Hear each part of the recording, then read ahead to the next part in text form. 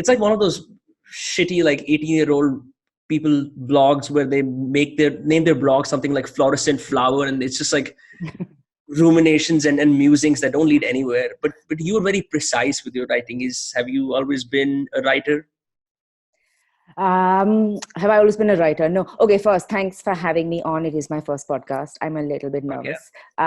Yeah, but no, I haven't. Yeah, I have always been a writer, actually. I feel like I was that kid that used to make my parents books for their birthdays when I was a child. So they would get Once Upon a Times with like cliffhangers, and I would bind them myself. And I've always written. And then there was a brief period in the middle that I actually was. I worked as a writer, and I worked with a magazine, and then I edited a magazine. So there was a time that it was actually work. It was what I did for work.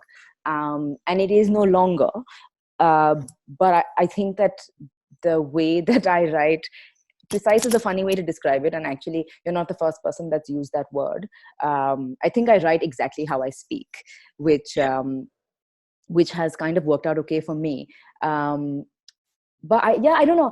I started writing about wellness entirely as it was when I stopped writing for work is when I started writing about wellness for me. And I think part of it had to do with the fact that I was kind of just making sense of something that I was doing in my life. And writing for me it's how I process. So I'd have a new ritual or a new routine or something that I was trying. There was a patch in the middle where I wasn't very well, is why all of this began. And then the process of kind of writing it out, I found so helpful. And then that just became the tonic. And I think I never found the resource that I was looking for in that. When I used to live in the UK, and when I moved back to Delhi, I remember looking online for anybody or a publication that would not list, but I don't know, just talked about the things that I was interested in, and not just 5 best yoga studios in Delhi, or top 3, the fucking top 3 parlors, or like not that shit, but like somebody who actually talked about the stuff that I was interested in. There's also, my God, there's so much. India is such a fount of wellness information, but it's packaged in this really bizarre way, right? Where it'll be this thing in the Delhi Times talking about how haldi doodh is the thing, and giving you one fact on why curcumin is important, and then expanding on it. And then it turns into this, and my parents kind of used to do that. It was like, garlic is so good for you. And then suddenly with their morning tea, there'd be like a teaspoon of chopped up garlic that they'd both knock back like a shot. But there just wasn't anybody that was talking about it as part of this holistic lifestyle without that pedantic pontificating vibe. And I'm all for the Ayurveda. I love it. I think it's such an incredible repository of knowledge, but I just hated the way it was always packaged and kind of delivered to me hand in hand with this slightly Hindu pontification. And so the tonic for me was just kind of creating the resource that I wished. So the tonic is the wellness cornucopia that you have that covers everything that you are interested in when it comes to the several eclectic topics around wellness, fitness, Ayurveda, all of those things. What's really interesting about what you said is there is a very Indian way of becoming the custodian of all things health and Ayurveda. As long as you're Indian, you're given the license to preach and amplify qualities of a certain food or even a certain phenomenon in nature as something that others must do. And the sort of conviction behind that is, one, hum log bade hain, we're elders, and the second thing is it's passed down through our generations. It's our ancestral wealth. Where I draw the line is when you contest them on the claims and really try to have a conversation, you'll find it's the same sort of information that our generation today consumes when they read Scoop Poop and say 10 things you should know about Friends. It's a very listicle-y kind of information that you can glean off from the back of classmate registers, enough to strike a conversation at a party, but not enough to incite conversation. And I have been I was fascinated by Ayurveda from the distance. But very recently, I went to this place in Mumbai. It's called Prana Healing and Detox. And what they do is they essentially have an Ayurvedic doctor, and they make you like, they essentially help you find what your Ayurvedic body type is. Are you that vibe? Like, do you know about that? Yeah. I am Vata Pitta or Vat Pit, depending on how you You know say what, it. Pit? Yeah. Yeah.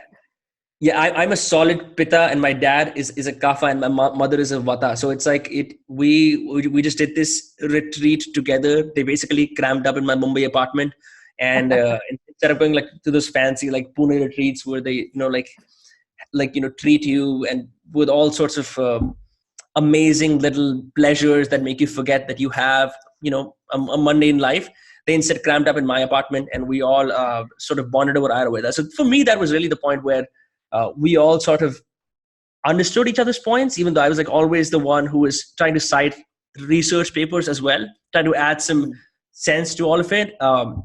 But it really opens up a conversation about how people in India, especially people like us, people who've been educated uh, in a relatively Western Anglo fashion, how we treat um, these things, these topics as arsenals in our overall quest for personal well-being, as opposed to like the be all end all. Yeah. I mean, I have a slightly different view on that, in that I feel like Gaurav, my husband approaches it in the same way, where it's like, I'll do it, and then I also need the research papers with the validation. And I have a slightly different perspective, just in terms of, I think there's a lot of like ancestral knowledge that exists, and I don't know if this is answering or this is addressing exactly the same point, but I think there's a lot of ancestral wisdom that exists that quite often is discounted on account of the fact that the research papers don't exist as yet. Like for the longest time, meditation, in the West, there was, that navel gazing, this sort of fairly derogatory term about the navel gazers and the hippies who'd kind of sit there doing that.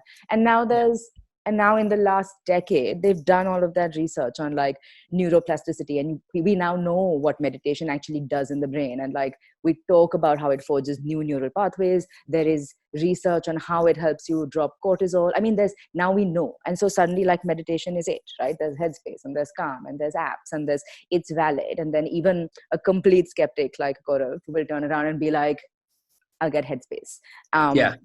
And I think that there's a lot. And then like acupuncture was another one. I think acupuncture, for whatever reason, was studied quite a lot in like the 2000s or whatever, and was validated, which is why you can now, on lots of Western insurance, actually get acupuncture. But I think there's so much like that. And so at the moment, Ayurvedic practices, I think, are kind of given a bit of badge of like legitimacy when espoused by an Ayurvedic doctor. And I get it, they work. I'm so sold on the concept of the lifestyle as a whole.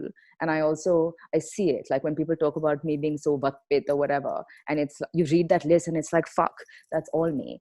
I'm such a mess. And then, the fixes as well feel legit, where it's like, okay, you're really dry and you need to, not eat the salads and add some ghee to your food. And they're also great fixes. It's not depressing prescriptions. It's like, eat some fucking ghee. But I think that there's that, I don't know, it's a tough one, because like there's so much, it comes to that same thing. There's so much bullshit advice being peddled as wellness at the moment, now that it is so wildly popular to be, I don't know, an Instagram influencer who is making there's so many fucking variants of it that I don't even have a ketogenic diet famous. Exactly. So like, again, valid way of life for some things, but I think that there's so many different things that it's easy to just lump it all with that air of skepticism. And I just think that there's a little bit of value. And here's where using your brain and your intuition comes into it a little bit. And this took me some time as well, because my parents will tell you, I am like such a fucking sucker. So if I read one thing being like, X will do this, I'd be like, sold. And I'm vegan, or I wanted to be Baha'i once. I wanted them to sign me over to like the Baha'i religion. And they were like, yeah, we're not doing that. How do you come up? How do you find the Baha'i religion? I have no idea. We went to the Lotus Temple in Delhi. I don't even know if this is a thing that you can do, but we went to the Lotus Temple. And have you ever been? I've been once. I just vaguely remember being told that this is the Baha'i religion that supports all other religions and races, and that was the end of it. And this is the shitty bit. I don't even think I did enough research to know that, but it was really beautiful. And I remember walking into that thing and being like just transported and feeling so calm Yeah. and zen, and walking out and being like, these are my people. And I went home and said to my parents, where I was like, this is what I'm going to do. And they were like, cool. But no, also, because the next year I wanted to be Buddhist. And then the year Yeah. after that, I wanted to be something else. And then I went through a phase where I was Wiccan, which Gaurav will never let me forget. It wasn't when he and I were together. I was much, much younger, Wait, but I hold on. made the So mistake of telling as him. an Indian, this was in the UK or this was in Delhi? You would have No, become. no, this was here. I was in school. I wanted to be Wiccan. So I spent a lot of time like concocting spells. There was one of my friends Yeah, who, for the people for who don't whatever know what reason, Wiccans are, I took a class in magic, science, and religion, so I know very did well. you? Yeah, it was in college. A weird class, incidentally. My friends discovered poetry at that time, and they said that you are some kind of a Satanist. But I was like, no, that's just a part of the class to, understand what witches did. They were, apparently hanged, a lot of them in Hmm. early UK and USA. But weird. So how did you, as an Indian with a multicultural background, discover Wiccanism, and to even explain that to people here in India? Like, how is that? I mean, but this is the thing. So I feel like now when I look back, I feel like I've just always had an interest in exploration. And so Yeah, whether that is being slightly open to the idea of like magic, for lack of a better word, or like now like setting intentions, or I don't know, yeah, doing a meditation, or I think it is all just, if you're looking at it from a slightly holistic lens, there are so many practices. Most of them have a through line that runs through them, like truly in every religious belief or in every belief system. If you look at them in a larger picture, there is just through lines that runs through all of them, and commonalities, and they all have certain things fundamentally in common that really just have to do with, like, I don't know, best practices for living balanced lives. Spend some time in, okay, I'm not going to list them because I don't actually know them and I can't do that. yeah. But you know what I mean, right? And the thing that when I first started exploring wellness, or like the idea of feeling good in one's body, and again, Mm, it's like I said before, it was after university. I'd spent 10 years in the UK. I mm, never cooked. I ate shit for 10 years. And, you yeah. know, it was university, so we were partying pretty hard, and I was drinking a lot and eating crap. And by the time I moved back to India in 2010, I was just a wreck. Like, kind of, kind of, my skin was a mess, and my body was a mess, and my energy levels were all over the place. And then I think I kind of started just looking for ways to feel better. And Yeah. in many ways, I saw like allopathic doctors, and I did a couple of Ayurvedic things, and then so you do all the things, and then you see what works for you. But it's kind of through that process that you get to a place where you realize, I mean, there's what works for you is very unlikely to work for me. You and I could both be Vat in the Ayurvedic principle. And even so, what works for you could very well not work for me. And that idea of just like, I don't know, getting more in tune with your body, or getting in tune enough with your body that you have a sense of when it's fucking shouting something at you, which a lot of Yeah. us, I didn't. I mean, it took me, those 10 years were like, I think my body was screaming at me the entire time, being like, no, all of this, just no to all of this. And I just got like really sick and miserable. Nothing Yeah. super serious. Like, I wasn't in the hospital or anything, but I was just not right. And I know a lot of people my age, I'm in my 30s, Yeah. who also had that, where you do your 20s, late teens in your 20s in the classic, just rage all the time. And then suddenly you're like, fuck, I feel terrible. Uh, and so, yeah. And then you like get your shit together if you're lucky. Yeah, I mean, fuck. I mean, I'm 23 right now, but I feel that I spent the first 2 years of my college life consistently eating Domino's, and I remember one day of eating Domino's 7 times in a row, something like that, for every meal time, and smoking infinite amounts of weed. And I remember waking up with vanilla icing on my nipples, and I was like, "That is it. Oh, That's what." God. Because it's like I had those, like, Domino's chocolate lava cakes, and it was like all over me. I woke up and it's like my blanket smells of like food. There's like ashes all over the room. It's like this sort of idea that you can expend the body to fulfill Yeah. the excesses of the mind, that sort of thing. And I think what's very fascinating is the idea that you said that your body is constantly sending you signals, but you choose to ignore them. by stuffing yourself full of denial, because the more food you eat, the less amplified those signals become, if you will. There's this fascinating guy. His name is Elliott Hulse. He's quite a conservative figure when it comes to masculinity, a lot of those things. But one thing that he derives from psychotherapy, he says something like, if you cannot breathe deep down to your pelvis, it means you are castrated, irrespective if you're a woman or a man. You're castrated from your core, right? That being the genital area, and so you're technically just living here. And when you're just living here, you're detached from your body, and as a result, it has a mind of its own, and you just constantly live in this feedback loop of whatever your head wants to impose on your body. And I was like, that is fucking crazy. Never thought about that. And ever since that vanilla icing day, I ended up practicing that. It's called bioenergetics. It's a lot similar to. It has elements of Kundalini Yoga, weirdly enough, but it essentially wakes you up to just the various tremors and feelings and forces in your body. And I thought that you have an interest in Kundalini Yoga. I remember reading something that you wrote on the Tonic years ago. So yeah. Yeah, I mean, for sure. But is it like breath work? Is it breath centered or bioenergetics? The idea is something like this. It operates on the assumption that there are unprocessed emotions trapped within parts of your body, which manifest as tension, muscular tension. So let's just say if you have pretty stiff scapula, pretty stiff back, pretty stiff shoulders, if you feel like you're not speaking from your diaphragm, that there's some kind of emotional trauma that's registered as muscular tension, that you have suppressed. That's the result of you being conditioned by society to speak up or not, or to speak less, that sort of thing, right? But what you do is essentially you move your body in ways that, one, you're hyper breathing, so you're sending air to different parts of your body to sort of oxygenate them. And the second thing that you're doing is you're moving in ways that, again, like in Kundalini Yoga, that are against the typical patterns in which human beings move. Like when you're walking on a sidewalk, right?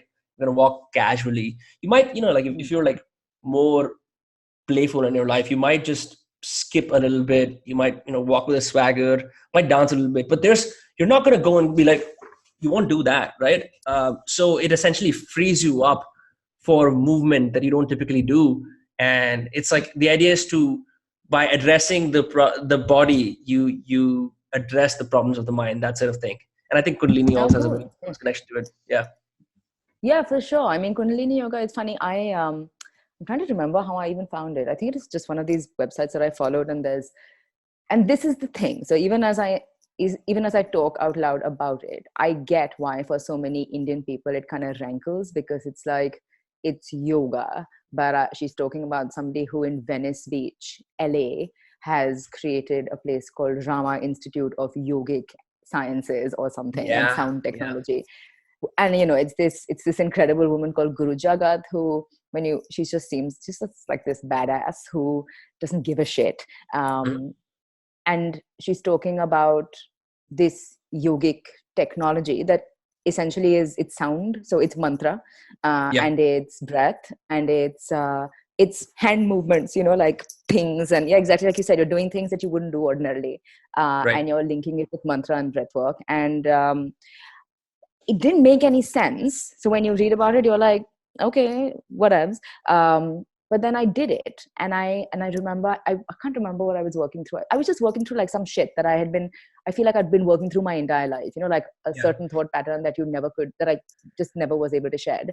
And that kept bumping up against, in various places, in like at work and in personal relationships, and, like not being able to kind of just get past what was clearly a self-imposed limitation. And then I did a couple of these meditations, and I'm not saying that you do a Kundalini meditation and whoop, everything clears, but something cleared. and I Yeah. can't explain it.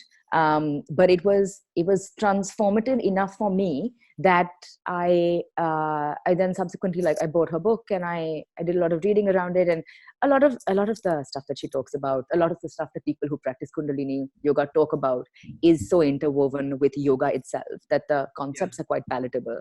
I think it's just the fact that it comes from the West. I mean, it's Indian knowledge that's been kind of repackaged in Popularized a in the certain way, West and but then came back to India. yeah, and then it's being fed back. It's definitely not as popular here as it is in, like, hipster wellness circles Yeah. in the States. But it's a lot more like simpatico with my lifestyle as a result. So, for instance, and what I meant about Ayurveda is that it's amazing, but I went to this Ayurvedic ashram when I was in Goa with a friend once, and met this incredible guy who we just sat down, and he looked at me, this Ayurvedic doctor, and he just seemed to know everything about me in a way that was kind of eerie, very cool. He gave me some very just good sensible advice, and prescribed a bunch of stuff, but it was like, okay, no, I can't put this incredibly smelly oil on and go to work. And he's like, no, just put it in your hair, don't wash it out. And it was like, yeah, but that's not an option for me. And he was like, just cover yourself in this oil and then leave it on all day. And again, it was like, no, dude, I can't do that. Yeah. Maybe I could if I was on a retreat, but, like, it just isn't something that I can do in real life. And I find that a lot of the stuff that's talked about in the Kundalini yoga practices, by virtue, I guess, of, like, the origin of it's just easy to put into practice for me. And I think that's another thing, right? You need to find what works for you. I have a friend, Vasudha, who I'm hoping to have on my podcast when I eventually get that going. But Yeah. I have a What friend, is your Vasudha, podcast called? It's the quite Tonic. It will yes. be the Tonic podcast. It's kind of so. I mean, the website and the writing of the articles has Yeah. paused, partly because I just don't think people read, and partly because I would quite like to take that. I would quite like for the conversation to evolve from just what I'm doing for myself to what other What people are others doing are as well. doing, be Yeah, a I think sound I've kind of hit. for the various ideas that are in your Yeah, ecosystem. Yeah. exactly. Like, I think I've kind of hit a wall with my practices, because now I have, like, a solid little toolkit, and they are mine, and I've talked about them, and I've written about them, and I'm done. So I'm sure I will continue to add and evolve, but I think the time is ripe to have a conversation now. So yeah. Yeah, it's But yeah. weird. Podcasts are a funny thing, because most people expect you to have a niche. At least most people who are thought leaders slash guardians of whatever industry they happen to be in say that, oh, what is it about? It's like, and I really believe to this day that it should be about who you are as a person and the various ideas that you want to explore, dynamically, of course. But you are, weirdly enough, the first person that I've had on this podcast who's done as many weird esoteric wellness practices as I have. Yeah, because I've been in, like, sound therapy workshops, Reiki, fucking past life regression workshops, Ayurveda, Ooh, I haven't done that yet. See, past life regression. no, not yet. One day, maybe, not yet. Yeah, it's a weird thing. Past life regression is like you attract the crowd who's the same crowd who would happily do, Molly at a trance circuit festival, but then at the same time, there are people who are like clairvoyants. It's a very weird bunch. I went there as a 16-year-old, and the clairvoyant said, "You have dark energies. You should control them." I'm like, "Great, fantastic. Just because I'm wearing a Kiss T-shirt, you're going to judge me?" Um, but yeah, it's weird. I am. What's the, like? Fuck. I'm gonna ask you a Freudian question right now.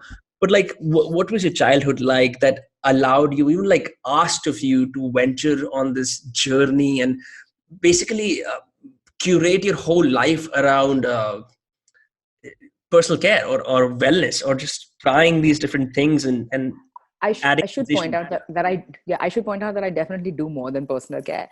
Yeah. Although I love the idea of a life in which that's all I do.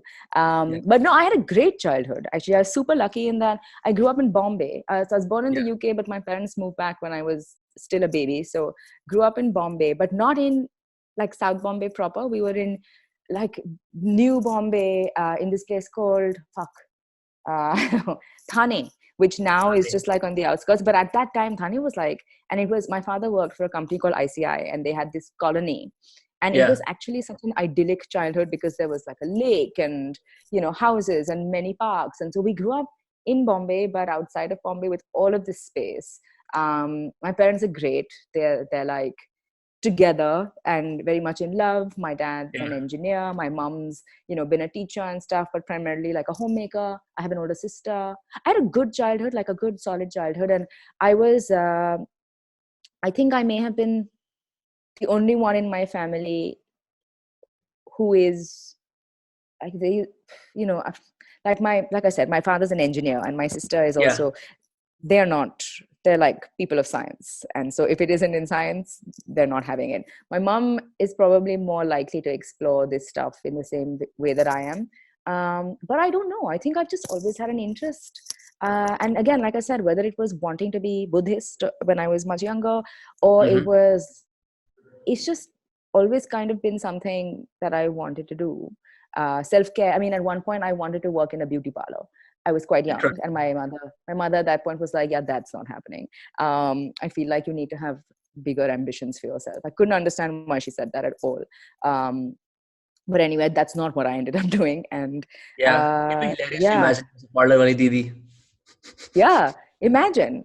I mean, I always say, I don't know. I can't think of any particular route in my childhood that led to this interest. I think this interest was just always there. Yeah. Interesting. Yeah. I mean, were you reading a lot as a kid? Like, were you like one of those people who's like playing with ladybugs and like piercing fucking cockroaches with a compass just to see what it was like? I mean, yes, to both. I read a lot. Yeah. But I also, God, there was a horrible phase. This is horrible. Looking back, I wince thinking of it. My cousin Harsh and I used to, I had no, and I don't know why, I was quite young. I don't know why I didn't realize that this was incredibly cruel, but we used to like collect flies and like pull their wings off and like make them into a little walking army. And it's disgusting. And I feel terrible. Wait, hold on. So how do you make that happen? I know. A walking army of flies? We'd like to, if you just take the wings off flies, then they walk. Yeah. I mean, that's pretty obvious. Right. So like we used to, you don't kill gross. Them. So they're like, I mean, I wish we had. They're like mutated ants with no real purpose.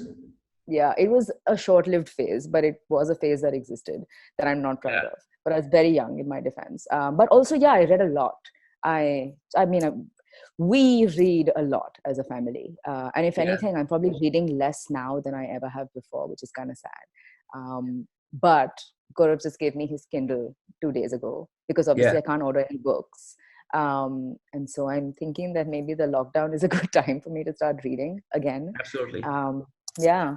And what were you reading in these days? Were you always a fiction kind of a person? Were you someone who would read autobiographies, passing through your dad's, mother's books? No, I enjoy fiction. I enjoy fiction and storytelling. And I mean, when I was that young, it was Mallory-Tas and Sinclair's and the entire Enid Blyton and Roald Dahl repository. That. I like fiction, though I have to say that even now, I enjoy fiction more than I enjoy biography. And I have this friend Karuna who's always like a good resource for book recommendations. Jesus, that light is really bright. And I'm going to hit her up for some recommendations right now. But always been a reader. Sure. Yeah, I find fiction. I had this very weird phase in the last 2-3 years when I got infatuated, obsessed with self-help. We're investing in every course, 7 ways to grow your life and marketing and all that sort of thing. And I completely lost touch with a very imaginative. I mean, I was always imaginative, but a very imaginative sort of part of myself that could extend the stories of characters and people and situations in my head. And then I restarted doing that. And it was almost like getting in touch with like the child I lost like many, many years ago. Because there's something I think what fiction does very well is it respects you as a person, to let you form your own conclusions and to let images and situations run in your own mind. My issue with nonfiction especially is it takes too much of an educative tone. It's trying hard to be too much. It's trying too hard to be a guide, right? Or like, this is the only book you need. So I always have that very weird connection. But fiction, it's like it lets you breathe. It breathes itself. It lets stories to marinate in your unconscious. Then you suddenly get it at like in the middle of the night. You're like, oh, that makes sense. Yeah, man. For sure, it's more for me. It's just more supportive than nonfiction. And yeah, exactly like you said, it allows you to kind of like build your own something. Your version of that book is never going to be the same as mine. At least your take on it is never going to be exactly the same as mine. Yeah. And it's actually the way that I think about the books that I'm reading is also how, for me, like screen time and books are downtime and decompression. And this is kind of Screen time is decompression for you? yeah, for sure. I mean, not work, so not when I'm on my laptop and I'm working or anything, but if I'm turning on the television, or if I'm like that's like dead brain time. I'm not. I've never been the person who, for instance, will do like a YouTube tutorial. I just don't know how people do that. I cannot do self education, or like it never happens. And like my best friend and my husband, they're all like, kings of that, where he'll teach himself anything via YouTube. And like, I just can't do that. It's like, it is dead brain time. I'm just consume. It's stuff that allows me to check out. It cannot be something participative for me. Yeah, it's the same. The image that comes to my mind is like that construction worker who comes after a hard end job and then opens a beer and just watches like mind-numbing reality television. Although yours might be something different, but the idea is the same. Is that you want to be able to relax your mind from the constant alertness that it's been on, and especially like with the sort of work that you do, that even I find myself engaging in. It's a lot of knowledge work. Like in 2020, 2019, 2018, these last 4 or 5 years, many job descriptions and industries have emerged that require a lot of complex, strategic, creative thinking. It's not procedural work where you're doing repetitive tasks and like just going back home. And it's a lot of weirdly dynamic, chaotic situations where you're supposed to solve problems. There are structures to your day, of course, but then there's also this chaos. And interestingly enough, you run communications for one of the most weirdly minimalistic but fascinating luxury brands. I'm basing this off on people's descriptions. Haven't really bought anything from Nicobar yet. But what is that like? What is the job like, trying to run communications for a brand like Nicobar? I mean, it's a job that's kind of evolved. I've been with them for 4 years now. 4 years now. And it's a job that's evolved as the company has as well, in that when I came on board, I came from this straight up editorial background, and it was very much about What was your editorial background, if you could? I don't know if you ever knew this magazine called Motherland. It was like this. I'll send you a couple of links. But is that what the children of the diaspora did to fix their blues? I'm gonna send you a couple of links. It's a tough one to like sum up in a couple of sentences. But I came from this background. I'd never worked in any sort of like retail or brand environment before, and at that point, it's weird to think, but it was also like early days of Instagram. And at that point, it was kind of like finding a way to give a brand a voice that hadn't kind of found its voices yet. And that, it was pre-launch, and all we had was product and kind of like an idea of what it was going to be, but no real sense of what it might end up becoming. And so, but that was then. And then now it's 4 years in, and the team's much larger. And obviously there's the audience that you're speaking to is much larger. And I mean, it's everything from, planning campaigns to like picking models to thinking about retail space. And I sense a bro forming on your forehead as you speak about this.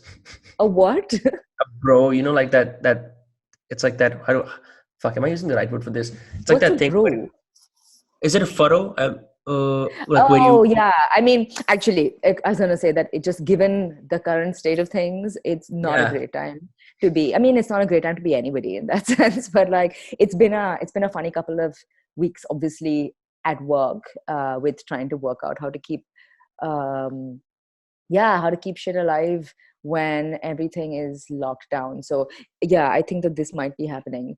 It's but no, it's kind of what has been incredible about Nicobar is watching the brand take shape. And when I came on board, I can tell you with a great deal of, I had no fucking idea what it might become or what it could be. And it's been cool seeing that take shape, but it's been even kind of cooler for me to see the people that, I mean, the teams have evolved in such an incredible way. And I work with such a fun, interesting bunch of like people of all ages, particularly like a bunch of like a bunch of my colleagues are much younger than I am and come from really Yeah. diverse backgrounds, and it's really interesting to see them take on this idea of the brand and translate it. And yeah, it's a work in progress, and I think that's quite lovely for it to Yeah. continue to be a work in progress. Um, yeah, You've but had ask me again in like a month. So yeah. well, I hope the quarantine period gives you a lot of time to cement certain processes for the brand. But Yeah. you've had a degree, and for some weird reason, I find myself just becoming like honing in as an interviewer right now as I ask you these questions. But you've had a degree in, and I stalked your LinkedIn for this. You have a degree in journalism and MA. I Yeah. forget which college Yeah. uh, It's you. actually an MA in fashion journalism from the London Interesting. College of Fashion. There So, was a so you point were in time meant to when have this job then.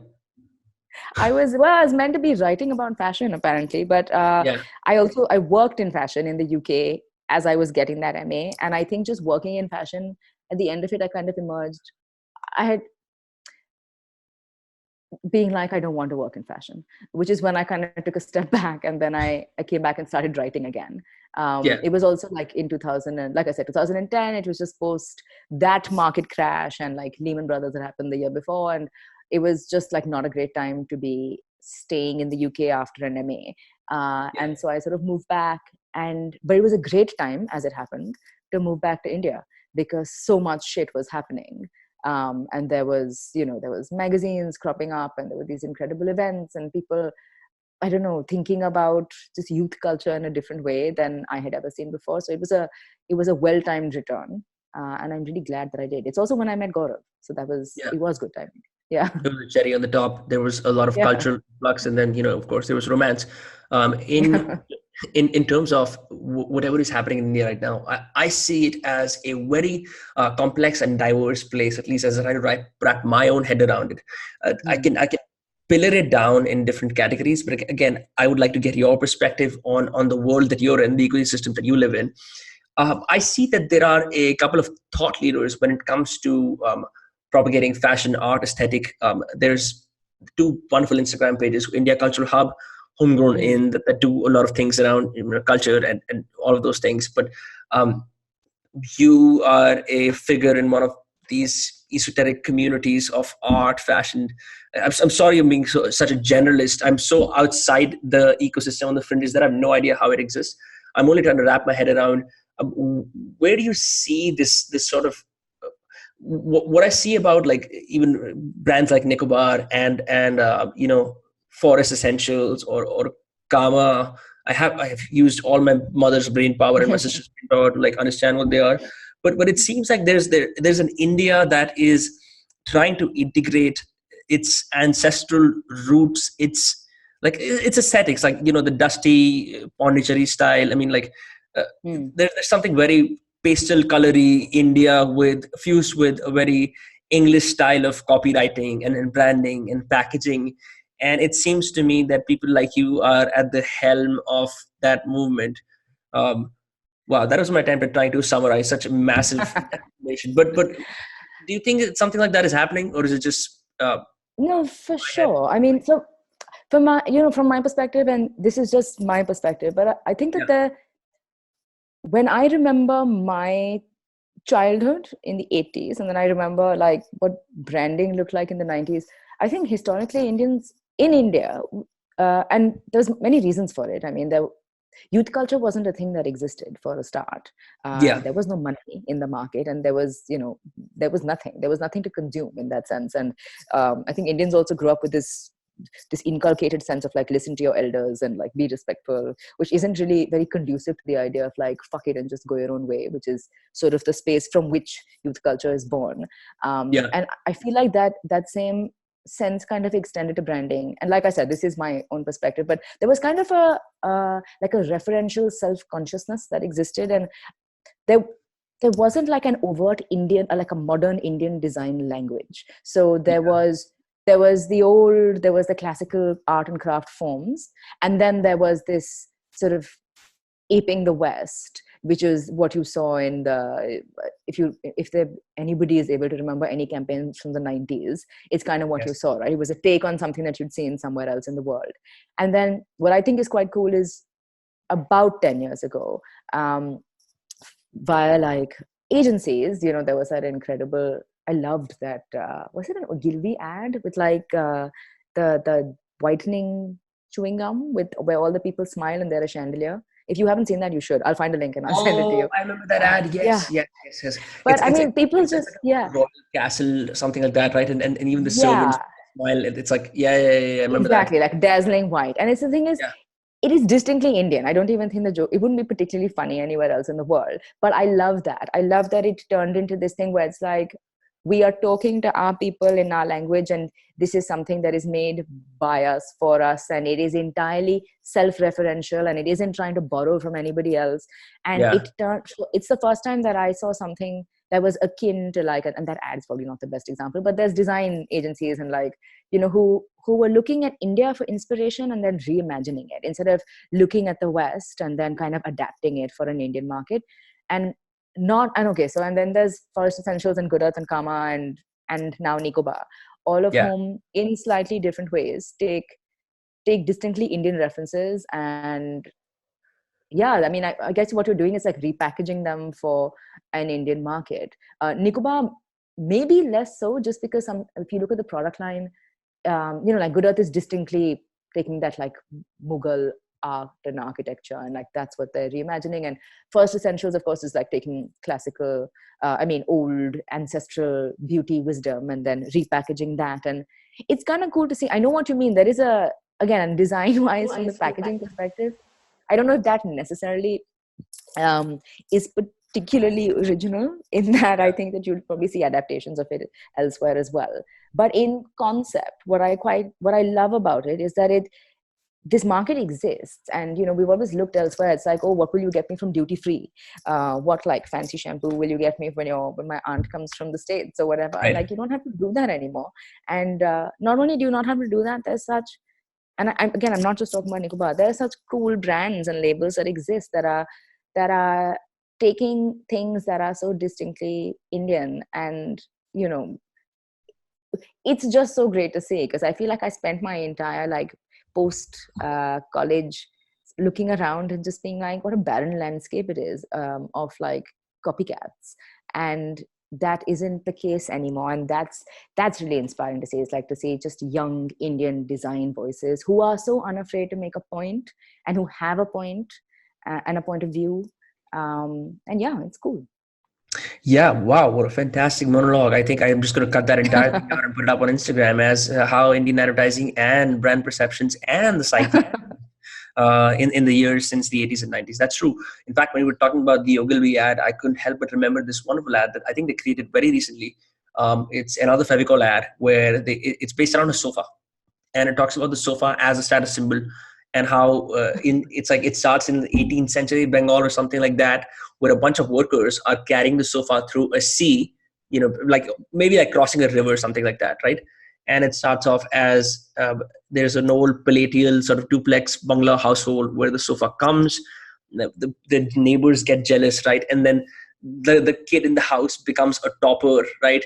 And then he brings in his wife. The kid becomes the collector of the district. So then it's from collector ka sofa, from mummy ka sofa to collectrine ka sofa.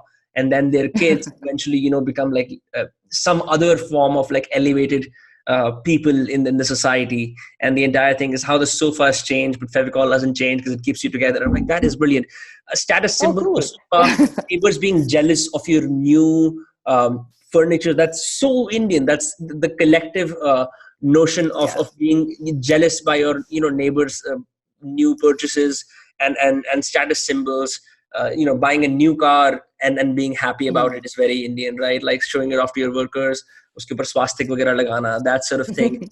And then now that's shaped into something else where Indian youngsters, there's so many companies that are taking this view where, I mean, the most classic that I could think of, the motif is the kurta and the jeans, right? The cigarette and the chai, like those basic cliches that are now revolving into more iconic things, like someone doing an aarti in the morning, but then at night, like, he's vibing with some punk rock or something like Yeah. that. It's a very interesting time, I think, to be an Indian. I think we're waking up from our colonial hangovers, and I hate the people who cannot get behind like some great ass Indian serials like Sarabhai versus Sarabhai and stuff, and instead for some reason still like attach so much value to Friends and How I Met Your Mother, like 90s. It's like dirty laundry from the West that people still like, oh shit, like, status symbol to talk about in your Tinder bio, like, oh shit, do you watch Yeah. Friends? And we can get together. It's like, what are you talking about? We have so much more. And I think people are also getting more interested in just speaking their languages, being okay with the vernacular, the downright dirty. I think Indians are finally exposing their dirty laundry to the world, at least to whatever extent we can, without upsetting our older generations, because sadly they do still exist despite all their flaws and good things. But it's a very interesting time, and wow, I'm so passionate about what is the future of our country as we, the flag bearers, go in. I was talking to a friend today, and I was trying to get a hold of what is it that you do, so I may podcast with you properly. And she said that I have recently separated from my husband, and I've been living for 6 months by myself. It's fun. I, heavily decorate my inner life, my house, as you have, as I can see in the camera. And she was talking about self-care and stuff. She's like, but my family hates me because I've been separated. And I was like, you know what? That's really funny. Oh. And I told her, they're not going to be alive in a relatively in the next 10-20 years. So we're going to be the 40-50-year-olds right now who are having those opinions about your life, and it's going to be a different time. Sorry. Yeah, no worries. Gaurav, you have to feed them. Sorry, Yeah, no worries about that. That's your dogs. Well, the Gaurav is taking them to be fed. I'm so sorry. Yeah, Yeah, that's fine. That's yeah, fine. for sure. Yeah. Yeah, so now I was just saying it's a very interesting time that we're going to be able to make some choices with our bodies, our culture that I think our parents could not. Yeah, for sure. I mean, I have this conversation with my mom as well, for instance, and my mother would have, had she maybe grown up in the time that I had, would have loved to be a doctor, as in has always been really interested in medicine. But just by virtue of the time that she lived in, her father passed away when she was quite young. And so, she got married quite young as well. And it just never happened. Yeah. And we talk about this sometimes, where she's like, you guys are just so lucky in that and it's true. If you want to do something, do it, and but it's kind of like, it kind of loops back to what your dad said when we were talking at the beginning, where it's like, you guys haven't seen anything. And it's true. I think that we're the first generation in a while who until now have really seen no significant strife or hardship. Unless you were in a very specific part of the country. If you were in Maharashtra during the riots in the 90s, or if you were in Godhra, or you had to be in a very specific place. But like, nothing affected us as a generation, and we've been so untouched by things in that sense that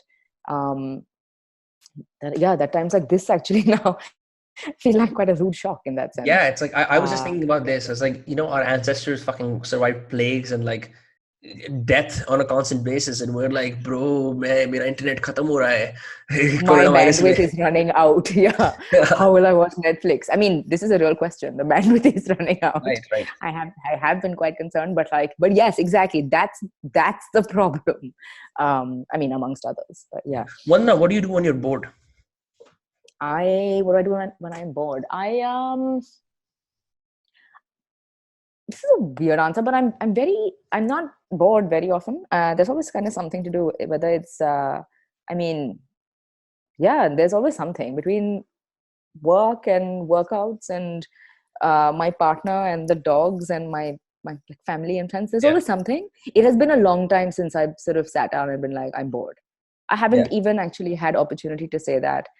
And we have been in fucking lockdown in the last 10 days. So that's just not something that happens. There's a fair bit that happens. Yeah. Is that a Frida Kahlo painting on your left or your right, actually? No, that's actually, everybody thinks it's Gaurav, but it's this I forget who it is. It's this illustrator that he really likes from I think it was like he bought this art print. I should know this, but I don't know who it is. No, it's not Frida Kahlo. Interesting. Yeah, you have a very wonderful house. I would love to come and podcast both of you. For sure. Who does this interior? Is it just you, or is it him? No, it's a mix. So this room is largely me, but no, actually we do a lot of this stuff together. So there's some rooms. So Gaurav's studio, he did himself. Yeah. Sorry, that's fine. And then we have a spare room with like the stripy wall, and that was me. But then for the bedroom and the living room, we kind of it's like a collaborative affair. I mean, we sort of veto things we don't like. So if I'm getting something, I will run it by him. So yeah, we both spend a lot of time at home. Is partly where this comes from, in that we're both fairly like introverted, and we like. I like neither of us can be around people for protracted periods of time. Which means obviously that you then spend a little bit more time making sure that your home is someplace that you want to be. We spend a lot of time at home. Yeah, I bet if we launch like a Nowness in residence series in India, you guys would definitely be on the list. But for some reason, that's nice. That's like a kind thing to say. Yeah, like they always feature some sort of obscure artists or architects that no one knows of. Like I would love to do like a Nowness sort of thing where you just sit. Like have you seen that episode with I forget what's his name, the Venezuelan singer, is it Devendra Banhart? Devendra Banhart, yes, thank you. Yeah, I've seen that. He's such a weirdly funny guy, and he talks about his inspirations and influences. He's like, this house is like 80s Italian palette, like Japanese bathhouse, something like that. So do you have this, like, how did you even like come about saying that we want to build this house to have this vibe? I mean, it kind of happened so we've been in this same house since for 7 years, and it kind of, like I said, we spend a lot of time at home. So every so often you just kind of get to a place where you're like, I'm fucking sick of it, and I really want to do something to it. And then I want to say like 2 years ago, I don't know, it just kind of hit us at the same time where Guru was like, I want to replace the floor, and I was just like, I want to paint the walls, I want to replace the bed. We also like suddenly we had the dogs, and like for instance, we used to have this bed that was fine when it was the two of us, and then suddenly there was just like not enough space. So some of it comes through like necessity, where it's like we need a big fucking bed because we've got two big fucking dogs who always want to get into it, and then some of it is just like, I don't know, like picking colors that are sort of soothing. So for instance, the way it looks right now is kind of what we did to it 2 years ago. And I'm finding myself, maybe it is a product of how much time I'm spending at home, but I'm finding myself over the last month being like, kind of want to do some stuff to it again. And I know Gaurav is there as well. So I feel like, it's just kind of tweaking and mixing it up every so often. Yeah, there's this very recurring theme that I attach to beauty, and the idea is something like this. It's like, I heard this in a great podcast somewhere. It's like you stumble your way to beauty. I remember my first rooms being just staples of posters of rock stars bought from postergully.com or amazon.in, and I figured more would somehow be more beautiful. Like if I had 46 posters of different rock stars, it would somehow have beauty. And now like my room is barren here in Faridabad because I don't really live here. But there's just something about the ability to understand that you make a lot of mistakes, you begin to understand what is ugly, and then you understand what is beautiful in relation to that.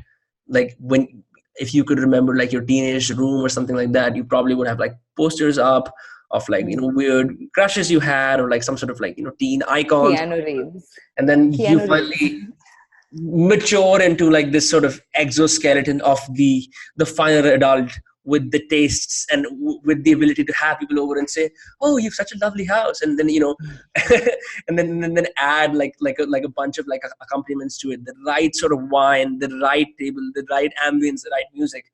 And I always feel like people stumble toward it. For sure. I mean, and that's the thing, right? Like I think it's a process. When you were talking about your college or teenage bedroom, I was just thinking back to mine.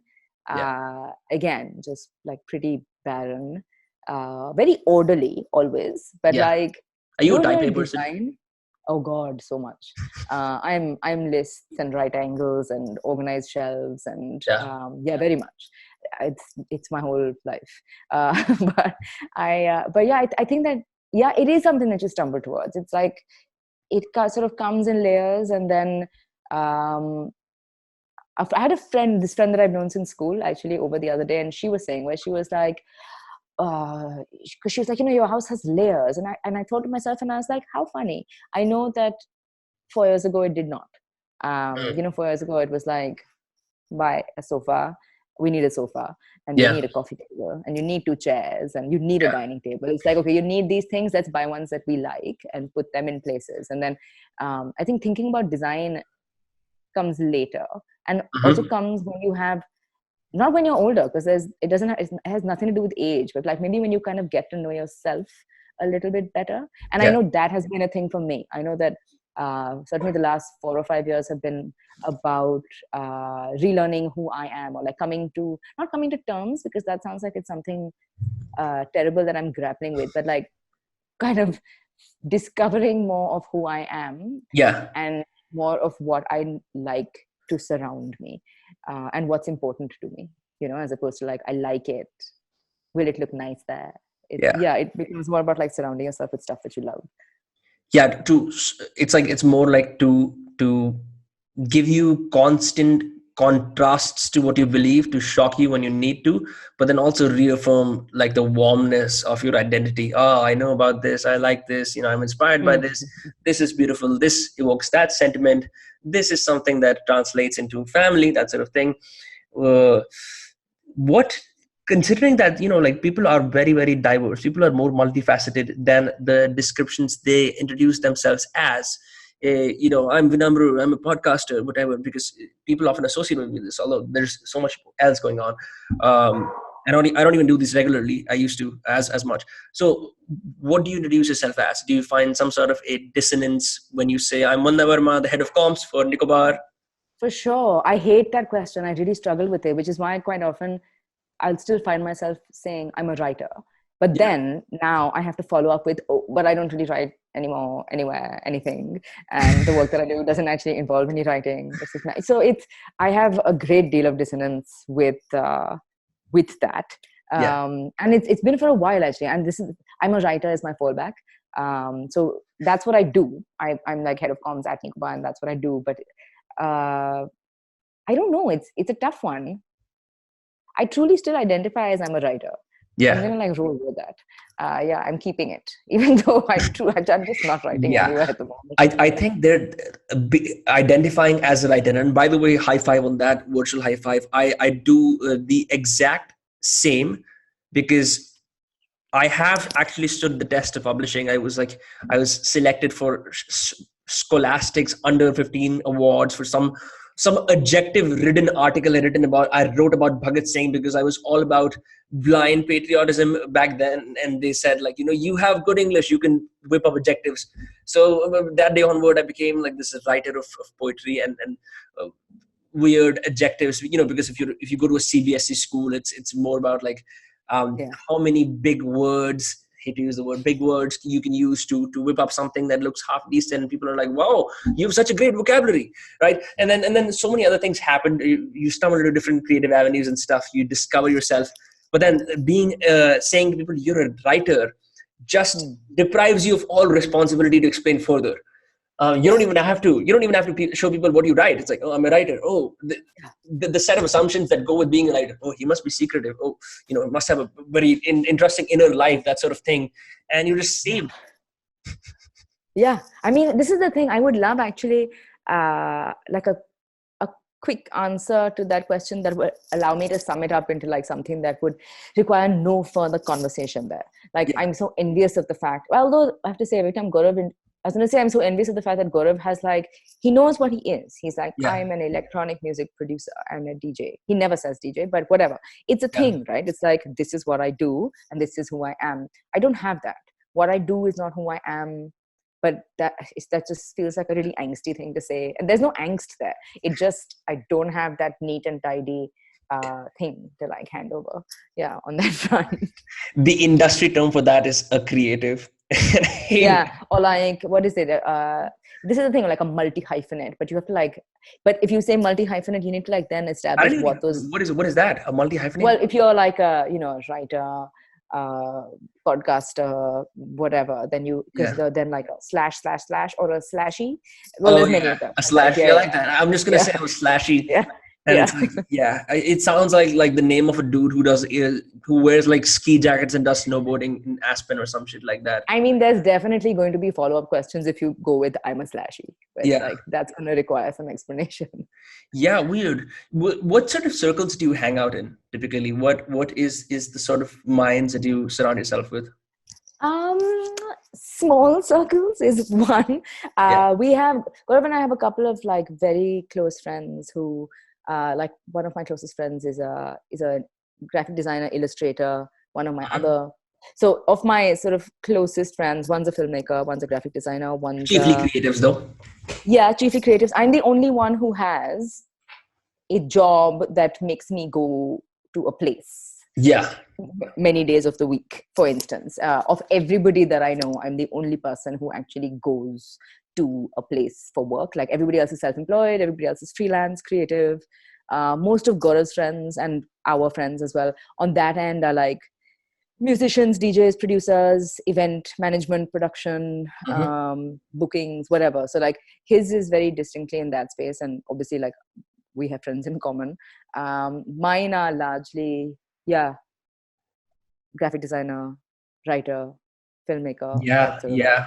yeah, but small, like we are, like I said, we're both fairly introverted people, and we know a lot of wonderful people, but we have a very, very small and tight group of people that we're actually close to, like friends. Yeah. I probably have five, maybe six.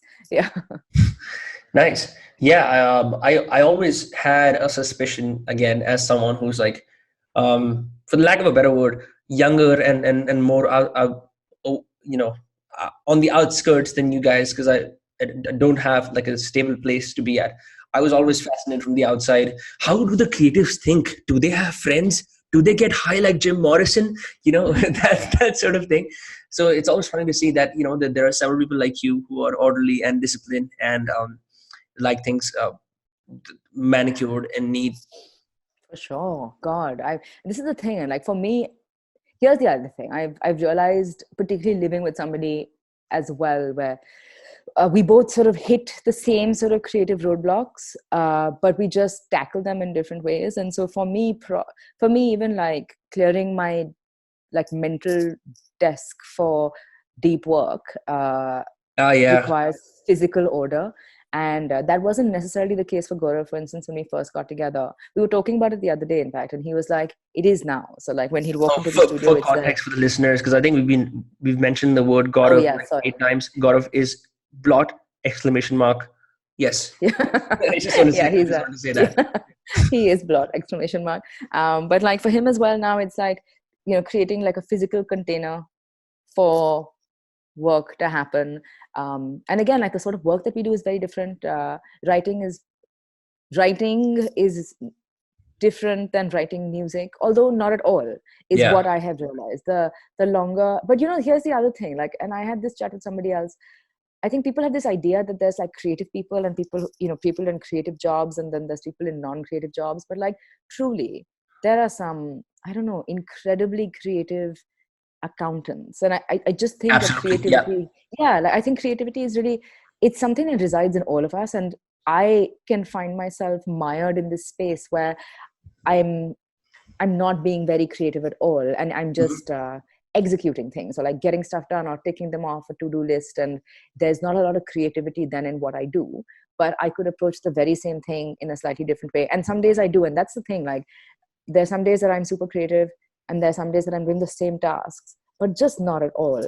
And I see it with Gaurav as well. And like there's some days that he'll be in the studio, and it's like, "What are you doing?" And he'll be like, "Admin work," because you're just not Weird. there. I didn't know Yeah, where that. it's like, I just you thought know, it's a bunch of bro, I'm creating loops for my tracks at my set, and then bam, God, no.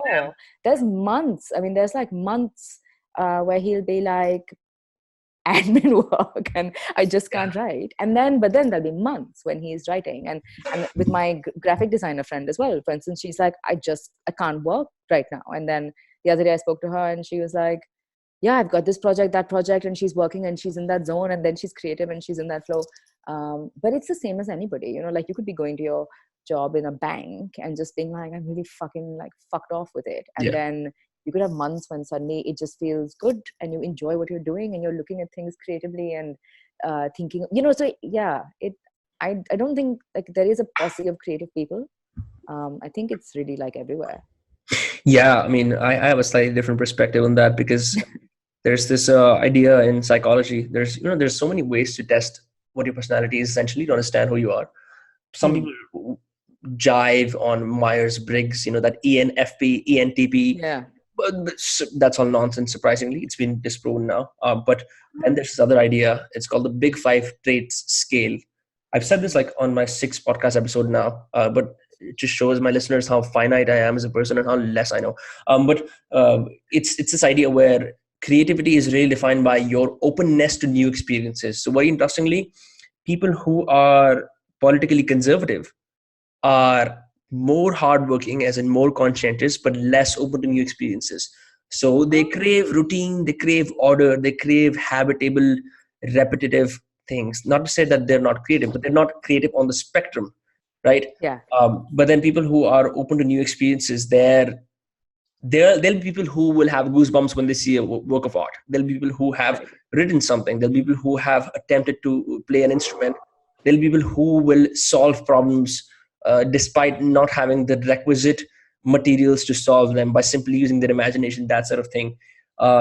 So I think that people, and then they're able to, very few of them. So I think you're very lucky in that sense, and also hardworking, to be able to cultivate this sort of creative energy into something that pays you, and pays you quite well. I'm assuming Nicobar is a very rich brand. I hope. I'm not sure. I mean, pays well, but this is the thing, right? Like, Sorry, putting you on the spot. I think I think that there's, but I don't know. I mean, I don't know about this scale, and what you're saying makes perfect sense. Like I have a sense, for instance, but then on the flip side, when you describe those traits, I'm just like, I am someone who, God, I crave routine, and it's even been like, what's your sun sign? I'm an Aquarian. Yeah, you're all about individuality and radical innovation.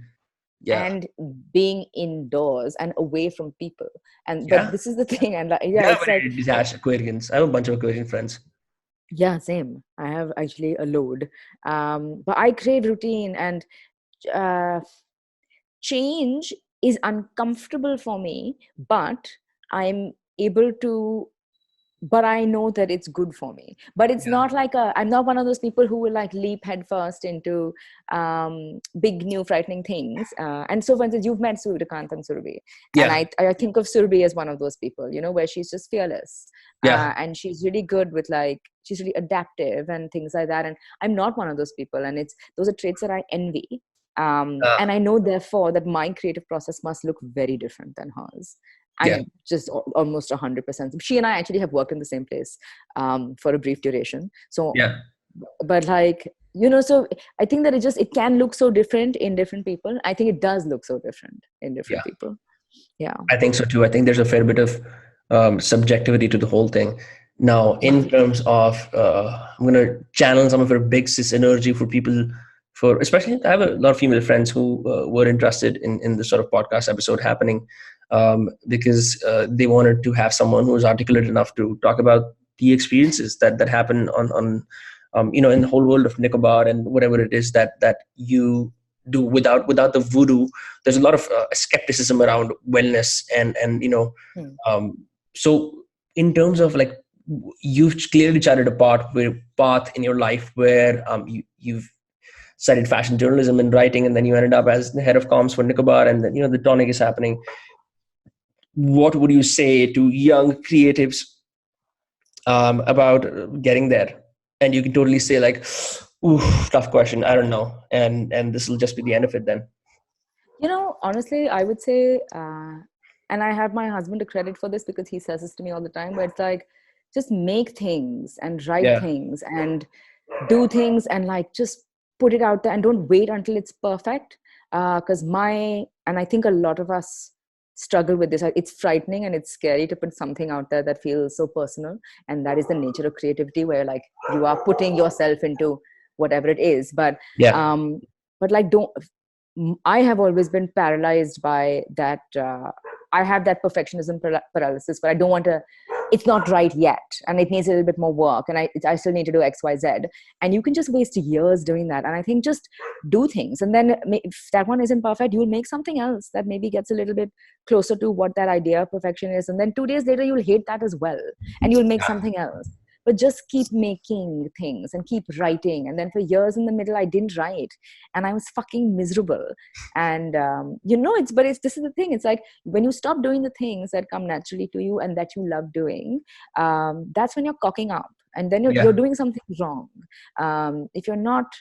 And I think for a lot of people for whom creativity is innate, or for whom making or writing a song or painting or whatever it is, like just keep doing it. It's like a really trite, cheesy bit of advice, but it's the best advice I've ever gotten. That, and just like put it out before you're ready, because I don't think you'll ever be ready. Yeah. It's never going to be right. Right. Absolutely. Yeah. Perfectionism can kill so many people. I know there are a million desks full of manuscripts that have never been published because people are so afraid of just sending it out. You know what's very funny is like I've started doing this thing on my Instagram, where I grew up in a very, the profane was the sacred in my household. Let's just say my dad is fond of Hindi swear words. He's fond of them. And, you know, I didn't realize that I had that in me, that capacity to imagine situations. And I've created this moniker called Shatir Kutta, which is basically... Oh yeah, I saw that on your Instagram. It's downright dirty and uncensored, but it's just stuff that I wanted to say for the longest time. I think inherently, like, some things are so sarcastic about the world that I live in. There are like all these unsaid things about, you know, the secret affairs happening between gym trainers and aunties that no one talks about, you know, like the weird way in which WhatsApp uncles converse, like, you know, it's just the world that I grew up in. And for the longest time, I couldn't find a channel for that because, I felt like it was inappropriate. And you know, my mom said something along the lines, when I put on my first video, she said, you've spent like so much money on a degree at Boston University, and you're making these videos, you're a rickshawala. She said that. And I was like, you know what? Fuck this shit, man. I'm just gonna keep expressing, because I don't care. This is, as much as this having podcasts with creatives and understanding the creative process, blah blah blah, is me. There is also the other me that just is, you know, downright dirty and loves the shadow side of people, of things unsaid. So, and it took a long while to get that project out, but I'm so happy. Like, that shit I will do forever, even if, you know, I get no money. And So that's a testament to what you were saying. Your pet projects will eventually have to become your projects, because if you just keep them in this forever experimenting, oh, I'm not sure, I don't know yet, then they will just be that. Then they will just be figments of your imagination. And you have to risk looking like a fool, which is something that people are afraid of. There's a lot of perception management that goes around when you're starting new things. People are afraid of looking like fools, of Sinha ji की mummy क्या सोचेंगी, या ये क्या सोचेगा, या ये क्या सोचेगा, which is, you know, a big flaw of our Indian collective system. But I feel like I've ranted enough on that topic. It has been great to have you on this podcast. I genuinely enjoyed the tangents we explored, and seeing you and having this conversation from the confines of a wonderful quarantine home. Thank you so much for having me on. It was a great first podcast to be on. Thanks so much. Thank you so much. Yeah. Where can people find you? I feel like Instagram is probably the easiest place to find me. Yeah. And I'm Vandana You have a Visco-esque feed, I will say to the listeners, for those of you who are fans of Visco. Why? I just feel like people who have curated feeds are like inspired by Visco, right? Okay, well, yeah, you can find my Visco-esque feed on Vandana Verma, and the Tonic will soon be a podcast. Hell yes. Yeah, I mean, I'll tell you when that happens. Yeah, first rep exclusively on my podcast, the Vandana Verma Show. This was fun. Thank you so much. Yeah, thank you so much, Vandana, and I will see you on the flip side. Bye-bye. Yeah, bye.